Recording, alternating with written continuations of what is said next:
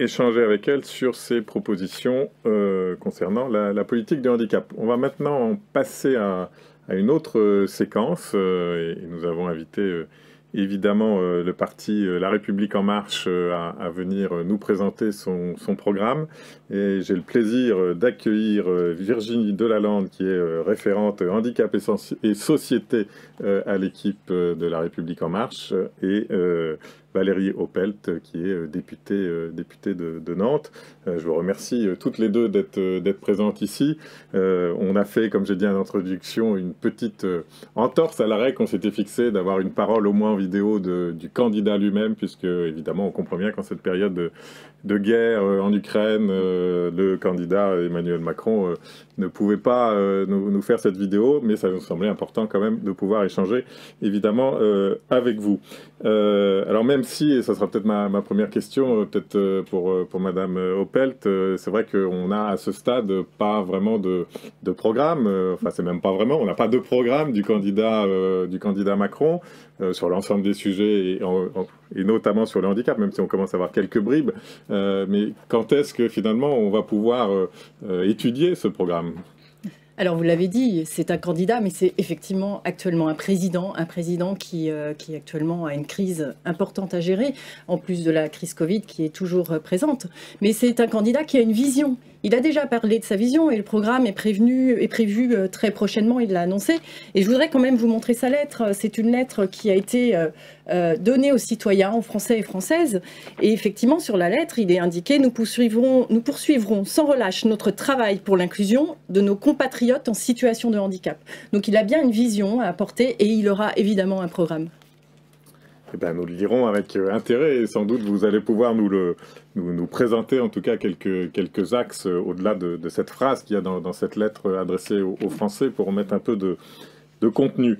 Peut-être, alors on va commencer avec Virginie Delalande sur la question de l'allocation aux adultes handicapés, et peut-être plus largement des ressources pour les personnes handicapées. C'est vrai qu'il y a eu pendant ce quinquennat tout un débat, notamment pendant les 2 dernières années, sur la déconjugalisation du mode de calcul de l'allocation aux adultes handicapés. Alors, évidemment, on a reçu beaucoup de questions sur le sujet de la part des personnes. Quelle est votre position là-dessus ? Est-ce que, alors peut-être revenir en quelques mots sur ce que vous en avez pensé, mais aussi, puisqu'on est là aussi pas simplement pour parler du bilan, et même pas tellement là pour parler du bilan, mais plutôt pour des 5 prochaines années, par rapport à l'AAH, au pouvoir d'achat, quelle serait la vision justement du candidat Emmanuel Macron ? Alors, je suis aujourd'hui très consciente que le débat autour de la déconjugalisation de l'allocation adulte handicapé est un vrai sujet en ce moment. Néanmoins, je constate aussi qu'il a mis en lumière un vrai questionnement des Français sur le modèle actuel de compensation financière du handicap. Donc, ces inquiétudes que vous avez exprimées, nous les avons entendues depuis 2 ans, et en plus, elles reviennent particulièrement dans le débat depuis 3 semaines à main. Et pour autant, je souhaitais quand même vous rassurer dans l'attente de ce programme que nous espérons tous lire le plus rapidement possible. Nous souhaitons vous rassurer sur un point, c'est que le candidat Emmanuel Macron a vraiment en tête le point essentiel de la dignité des personnes en situation de handicap. Et il a cette chance de pouvoir, par ses précédents actes, vous le démontrer. Donc déjà, il avait un budget de 52 milliards d'euros avec une augmentation de 17% depuis 2017. À cette époque-là, il s'était engagé en tant que candidat à augmenter l'allocation adulte handicapé. Et effectivement, nous sommes passés de 810 à 903 euros par mois.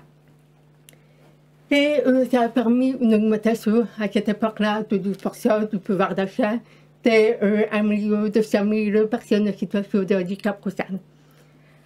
Pour les personnes en situation de handicap en couple, contrairement à ce qu'on pourrait l'imaginer, il y a quand même, depuis ces fameuses discussions, 120 000 personnes de plus qui ont touché l'allocation adulte handicapé à temps plein, en étant justement en foyer en couple.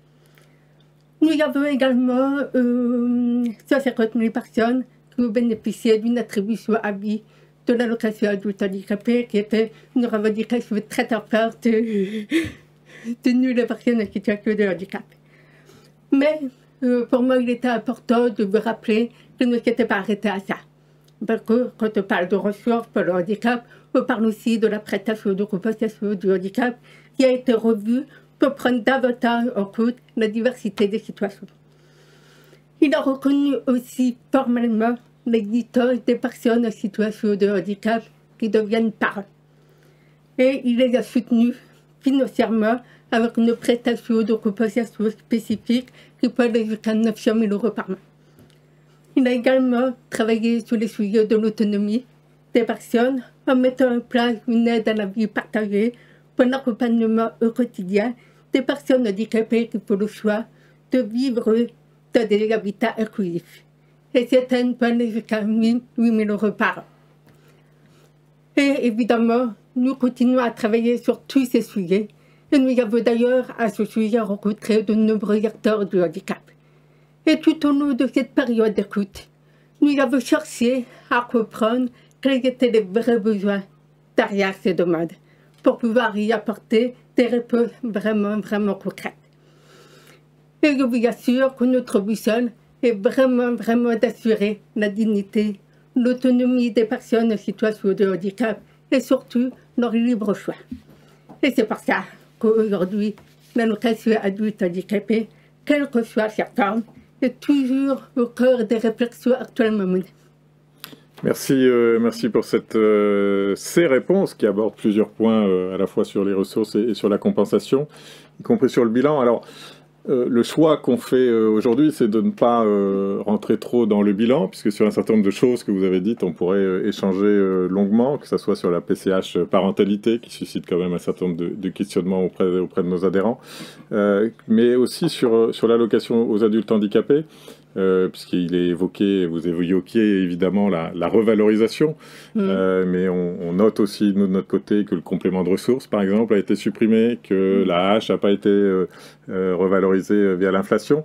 Donc, c'est vrai qu'on a une appréciation peut-être sur le bilan un peu différente, mais ce qui nous intéresserait, mais je comprends bien que ce n'est pas possible, puisqu'on l'a dit déjà, le programme n'est pas paru, donc on ne sait pas, mais c'est finalement quels engagements sur l'allocation aux adultes handicapés le candidat s'apprête à prendre pour le prochain quinquennat. Vous l'avez dit, lors des précédentes élections, il y avait un engagement de revalorisation. Donc là, on ne sait pas du tout, finalement, quels vont être les engagements du prochain candidat. Et visiblement, vous ne pouvez pas nous en dire plus aujourd'hui, si ce n'est que ça se réfléchit. Peut-être, alors maintenant, on va aborder une autre question. Alors, c'est un peu la difficulté de ce genre d'exercice, c'est qu'on enchaîne les questions, alors que sur chaque question, il pourrait y avoir des débats plus longs. Comme j'ai dit aussi en introduction, on a souhaité interroger les personnes, ou en tout cas que les personnes handicapées vous posent directement des questions.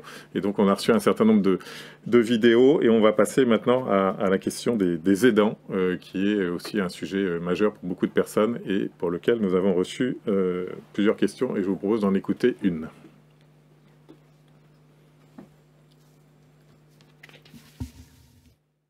Bonjour, je m'appelle Théo, j'ai 16 ans et je suis atteint de la mucoviscidose.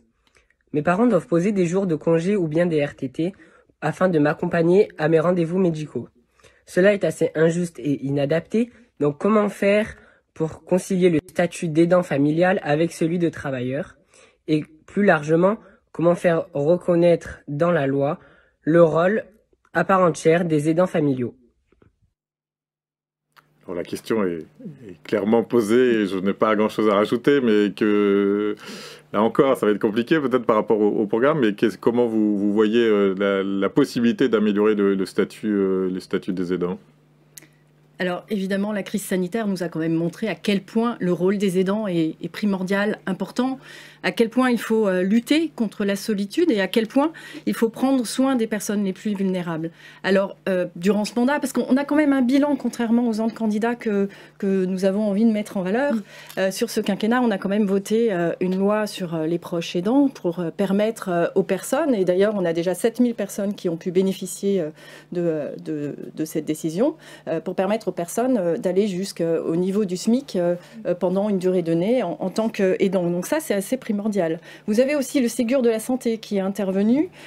Jean Castex est intervenu mi-février lors de la conférence des métiers. Il a quand même annoncé aussi, en plus des aidants, des aides pour les accompagnants, pour les personnes qui travaillent dans le médico-social, et notamment une aide de 183 € net pour par exemple, les psychologues du médico-social et toutes les personnes qui entourent les personnes en situation de handicap. Vous avez aussi le rapport Pifto qui est intéressant à regarder et qui permet de commencer à proposer des petites avancées, effectivement, surtout ces métiers de l'accompagnement.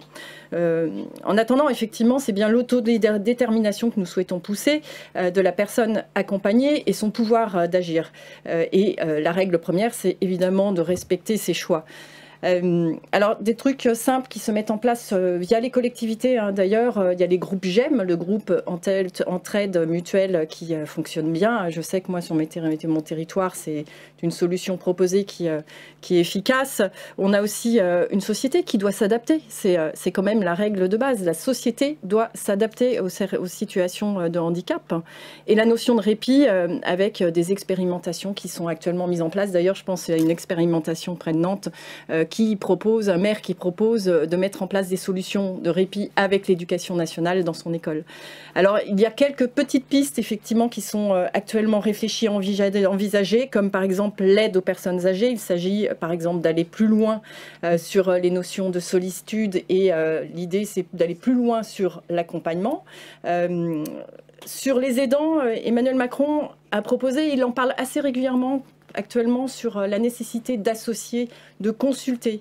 Donc l'idée, c'est d'associer et de consulter justement sur ces statuts de proches aidants et l'avenir des proches aidants pour leur donner des statuts qui pourraient concerner leur situation liée à de la formation, liée à la retraite, liée à l'accessibilité auprès des banques, assurances et tout ce qui entoure en fait les difficultés des aidants à entourer les personnes en situation de handicap. Donc c'est là-dessus que les petites premières pistes sont envisagées, mais c'est évidemment Emmanuel Macron qui en dira plus. Merci. Alors effectivement, vous avez parlé des effets, enfin, du Ségur de la santé après de ces suites et qui suscitent aussi un certain nombre de questionnements. Peut-être vous parliez de cette concertation, de cette consultation qui est effectivement mise en avant par le président Macron. Il a même parlé d'un grand débat permanent. Alors là encore, je ne sais pas si vous pourrez nous en dire plus, mais concrètement, quelle forme ça pourrait prendre ou sur les sujets liés au handicap, vous avez parlé des aidants notamment, mais est-ce que le grand débat permanent permettrait d'associer pleinement les organisations ou comment à défaut d'avoir un programme, comment vous verriez ce grand débat permanent ? Alors on l'a fait. J'ai des exemples en tête. Le grand débat national qui a permis quelques avancées sociales d'ailleurs pour les Français et les Françaises. On a eu la Convention citoyenne pour le climat qui est un exemple justement de personnes tirées au sort qui ont travaillé sur une grande loi climat, sur tout autre sujet. Mais Emmanuel Macron le dit là actuellement en tant que candidat. En effet, il a l'intention de poursuivre ce type de grand débat. Et puis après, c'est aux élus locaux, les collectivités et même moi en tant que députée, je fais un grand débat permanent en consultant tout simplement les corps intermédiaires, les associations, les entreprises, les citoyens au quotidien, en les rassemblant justement, parce que l'idée c'est de travailler en transversalité et je pense que notre candidat a voulu décrire ce type de méthode de travail qui chez lui a toujours été essentiel. En 2017, on associait les citoyens déjà à la construction du programme. Merci. On va passer à un autre sujet qui est évidemment un sujet aussi central pour les personnes handicapées et quel que soit le type de handicap, bien évidemment, c'est le sujet de l'accessibilité. On a reçu là aussi beaucoup de questions. Il nous a fallu en choisir une et je vous propose de l'écouter. Quand aurons-nous une accessibilité totale ? Nous avons besoin de nous déplacer pour nos transports, nos quotidiens, notre vie de tous les jours. Si nous ne pouvons pas nous déplacer, que ce soit par train, bus, comment peut-on faire?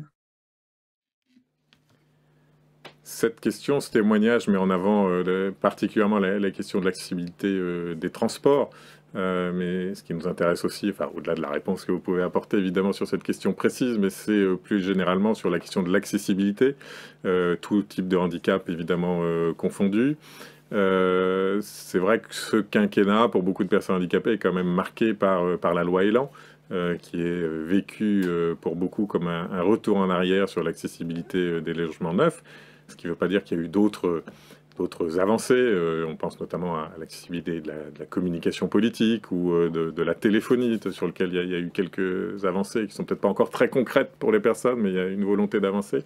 Mais au-delà de ça, qu'est-ce qui vous semblerait devoir être fait plutôt sur le prochain quinquennat? Quelle est la situation et vers quoi on doit tendre pour améliorer enfin cette accessibilité universelle? Alors, comme vous l'avez très gentillement précisé tout à l'heure, nous n'avons pas la possibilité de répondre complètement à cette question.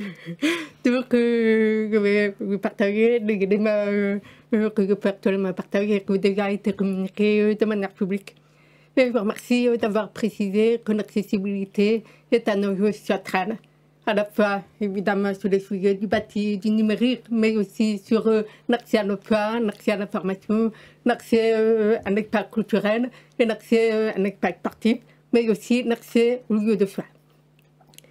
Et par rapport à tout ça, le fait que la France organise les prochains Jeux olympiques est un élément essentiel pour nous, puisqu'il va donner une impulsion qui est extrêmement forte sur le sujet. Et donc, c'est pour nous une formidable opportunité de faire de l'accessibilité une priorité de ce quinquennat.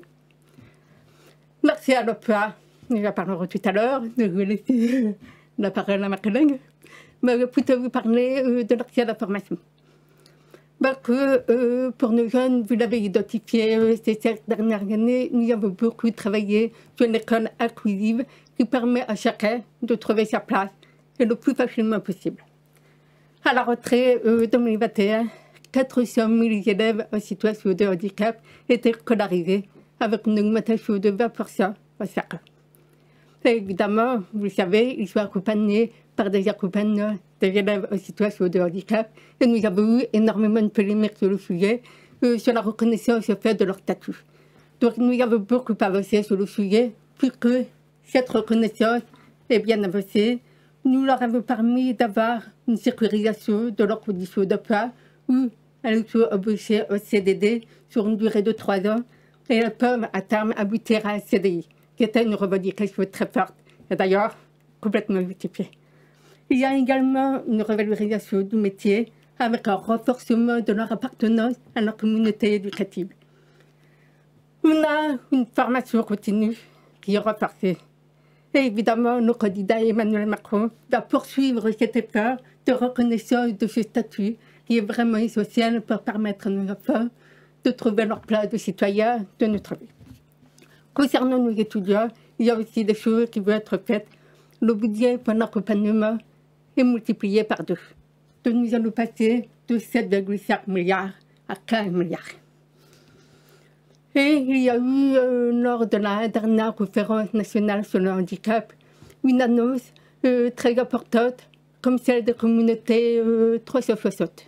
Je ne sais pas si vous voyez ce que c'est, mais en résumé, si votre enfant a une rupture de parcours, à la crèche, à l'école et un petit peu plus tard, vous avez la possibilité de contacter un numéro de téléphone national qui vous mettra en relation ensuite avec un médiateur qui a une équipe derrière de spécialistes, donc des professionnels de santé, des associations, etc., pour vous aider à trouver une solution le plus vite possible. Et l'objectif est de ne plus laisser aucun enfant, aucun jeune au bord de la route, comme ça a pu l'être sur le quinquennat précédent.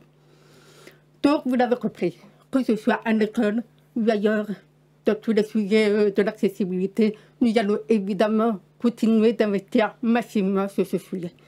Nous passons évidemment au lieu public en mobilisant davantage et mieux tous les moyens de tous les acteurs publics et privés pour mieux coordonner tout cela. Et il faut absolument, et nous le voulons tous d'ailleurs, basculer vers une logique de résultat. Et nous y sommes franchement déterminés. Ben, merci de cette détermination pour progresser sur l'accessibilité générale, on va dire, des commerces, du cadre bâti, de tout ce qui fait la vie des personnes. Cette volonté, elle est importante. J'espère qu'on la retrouvera dans le programme du candidat, parce que c'est vrai que, alors si on fait un peu de bilan quand même, vous partez sur le bilan, alors je suis obligé de réagir aussi un peu sur le bilan. On fait quand même le constat que sur l'accessibilité du cadre bâti, peu a avancé depuis le dernier quinquennat. Alors on pourrait dire les autres quinquennats aussi, mais ce quinquennat aussi.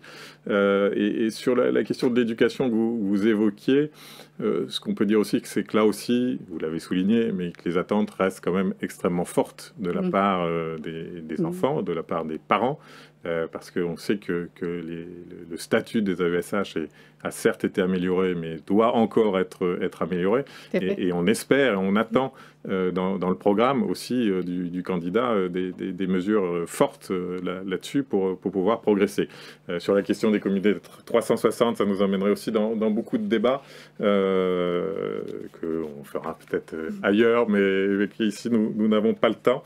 Et je vous propose de passer à une autre thématique. Alors que vous avez un peu abordé, et notamment sous l'angle de la formation, de l'éducation, mais maintenant de la question de l'emploi. Et là aussi, évidemment, au regard du taux de chômage des personnes handicapées, vous imaginez bien qu'on a reçu beaucoup de questions sur le sujet, et je vous propose d'en écouter une. On a certes bien avancé sur le sujet des discriminations à l'embauche et sur les aménagements de postes, mais qu'en est-il de la systématisation des sensibilisations au handicap et des propositions de coaching des salariés aux situations de handicap afin de lutter contre le plafond de verre?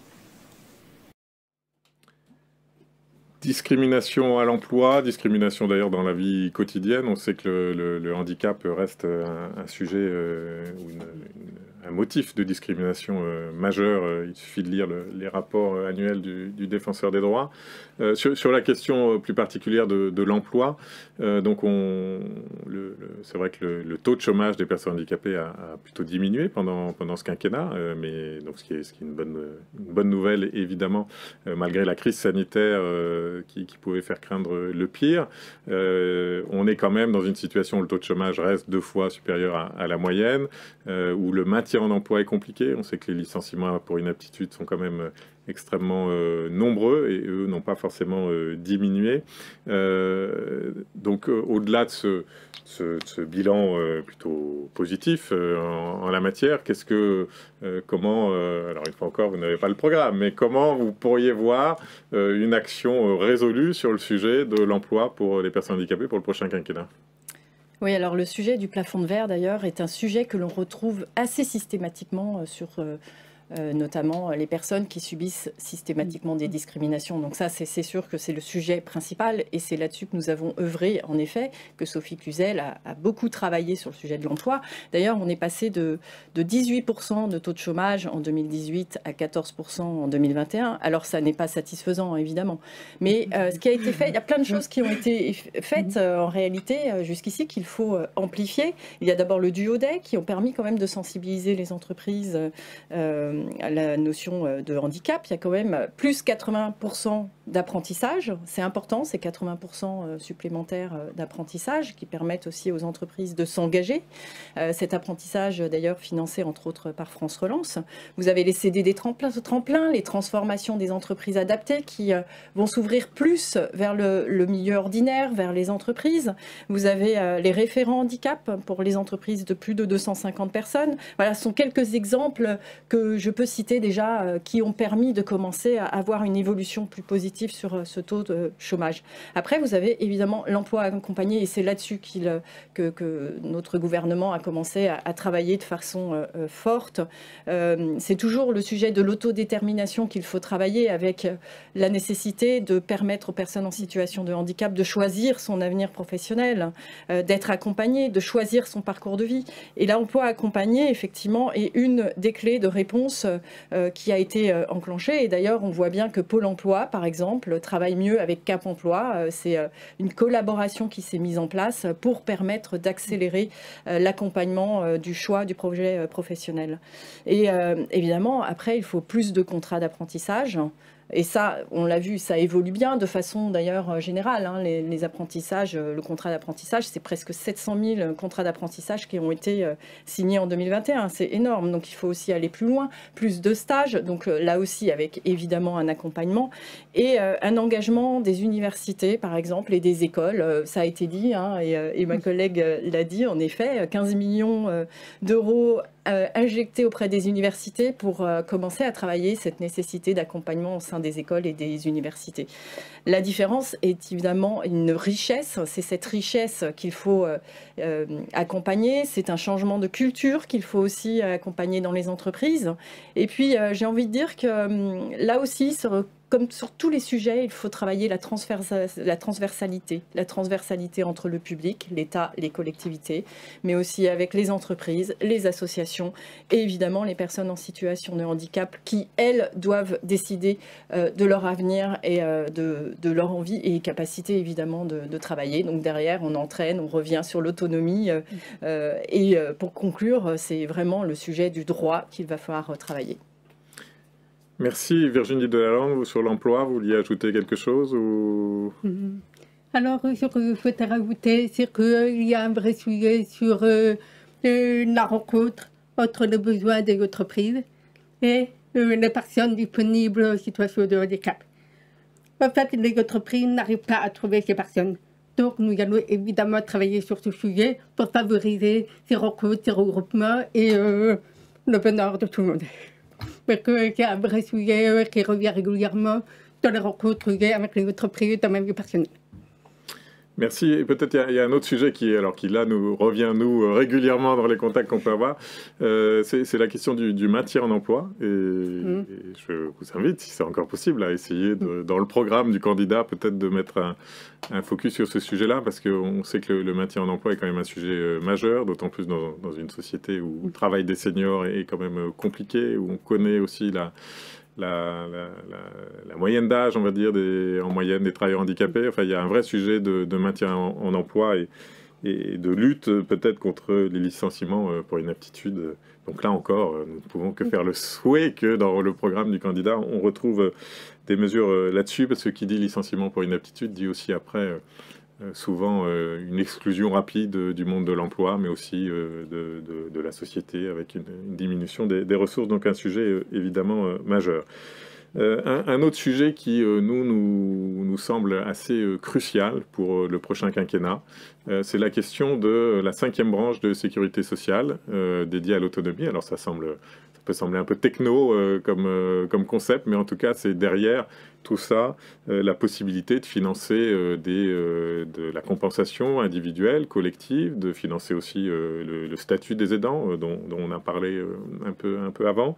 C'est certainement une réforme importante qui a fait ce gouvernement dans le précédent quinquennat en créant cette 5e branche, mais qui pour le moment reste quand même un peu une coquille vide. Et donc on attend justement du prochain quinquennat un peu de contenu. Nous on estime à peu près les besoins à 10 et 12 milliards d'euros pour les personnes handicapées, donc à peu près les mêmes moyens que pour les personnes âgées. Et donc évidemment ça nous intéresse d'échanger avec vous sur le sujet.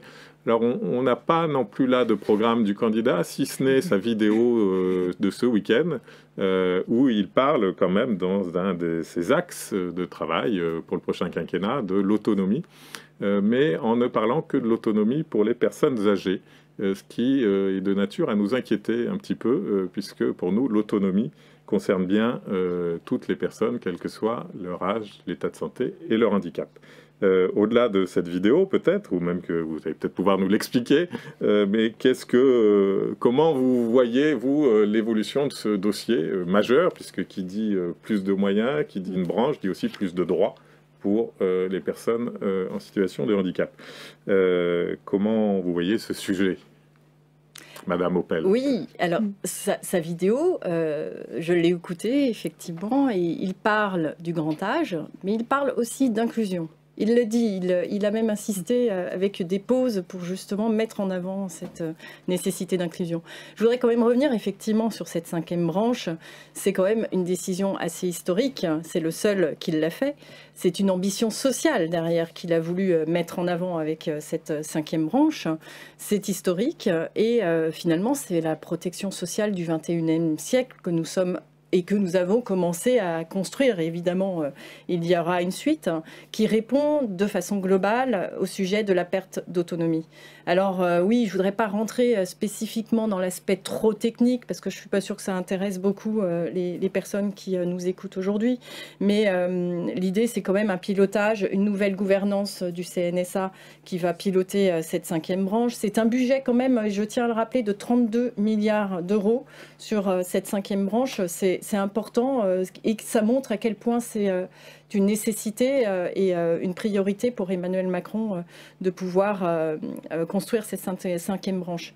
Après, vous posez la question du financement. Alors, c'est un vrai sujet. Le financement passe entre autres par la CSG.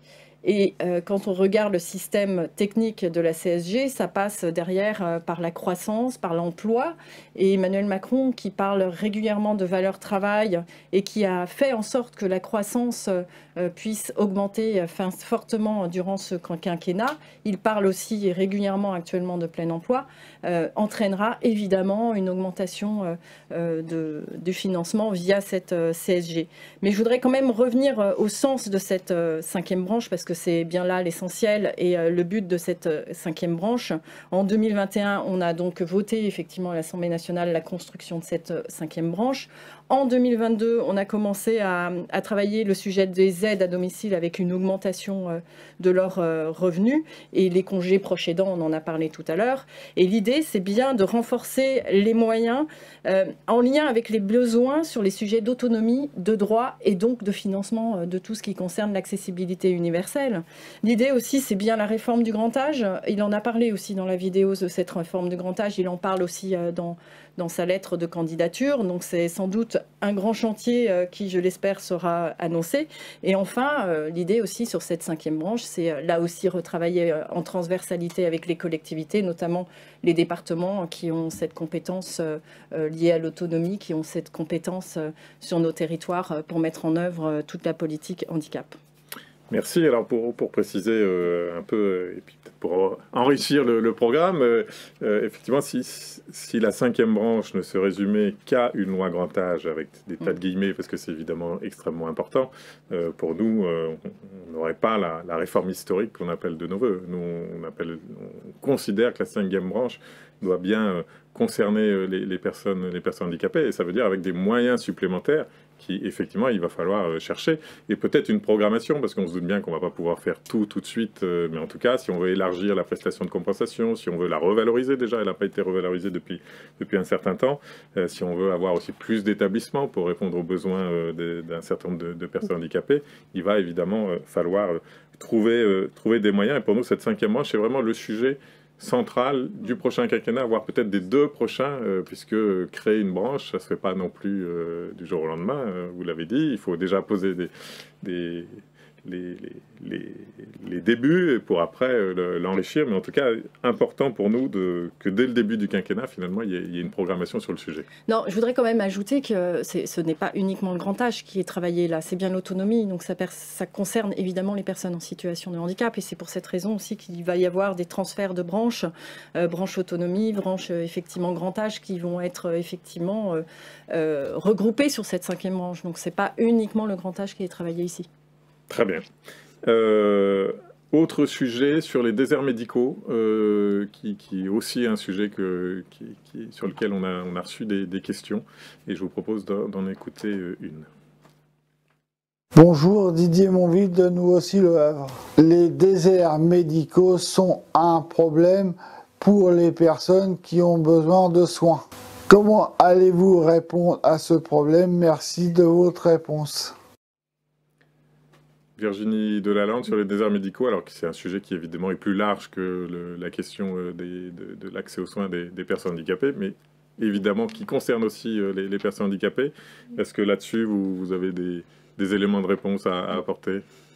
Alors, je vous remercie aussi de cette question et de toutes les questions que vous avez posées d'ailleurs, parce que, effectivement, le principe du handicap, c'est quand même le rapport avec la santé, le rapport avec un rapport au corps.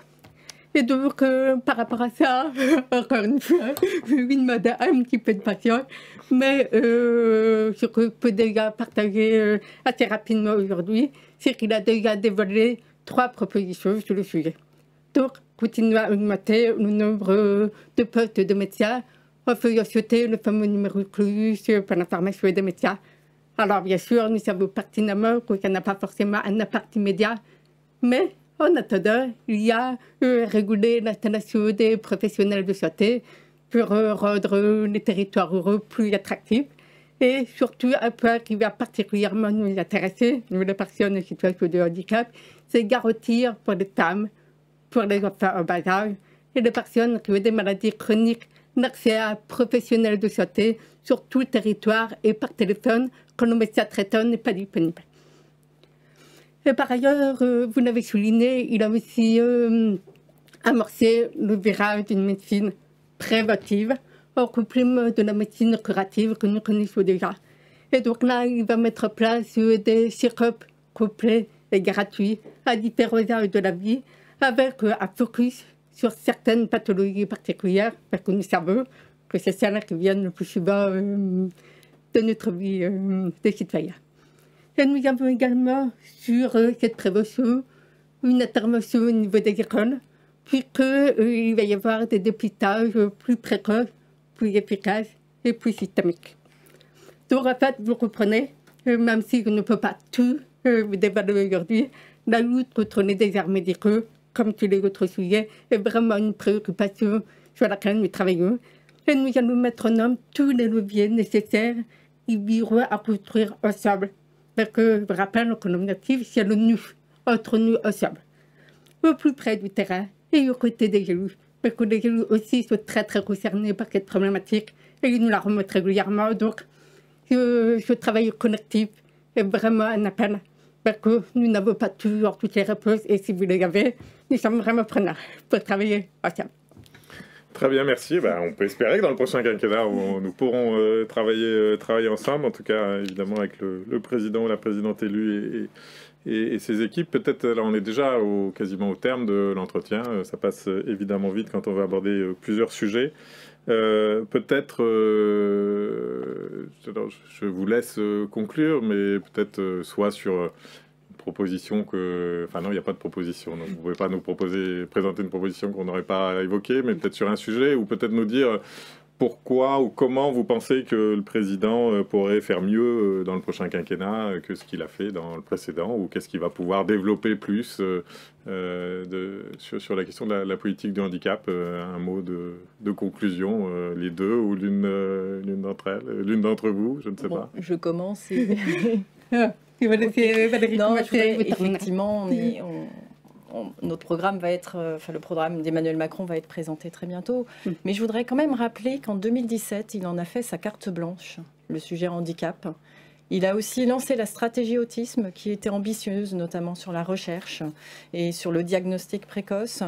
Le rapport de l'ONU qui a été présenté en 2021 propose évidemment des avancées, il demande d'aller plus loin, mais a quand même souligné des choses qui ont avancé, comme l'accessibilité numérique. Je pense à la loi mobilité, au droit de vote des personnes en situation de handicap et la conférence nationale handicap qui s'est tenue très régulièrement de façon interministérielle. Donc ce sont des belles avancées. Alors là encore, la société doit s'adapter, doit aller plus loin, doit accompagner et je voudrais rappeler effectivement son annonce de grands débats permanents pour pouvoir continuer à travailler avec vous notamment et travailler avec les associations et toutes les personnes en situation de handicap pour travailler la notion essentielle, à mon sens, qui est la notion de droit pour toutes et tous. Merci. Virginie Delalande, si vous souhaitez. Alors, je souhaitais compléter par rapport à ça quelque chose qui m'a particulièrement frappé avec le quinquennat précédent. C'est que j'ai vraiment eu le sentiment que ces secteurs dernières, les choses sur le sujet du handicap évoluaient bien plus que sur les précédents quinquennats réunis. Et donc, c'est vraiment ça que je souhaitais saluer aujourd'hui. C'est qu'évidemment, il y a encore beaucoup de choses à faire. Et nous comptons sur vous pour nous accompagner par rapport à ça, parce que l'expérience, elle est sur le terrain. Et l'expérience ne peut venir que des personnes en situation de handicap qui le vivent tous les jours. Et le candidat Emmanuel Macron l'a parfaitement compris.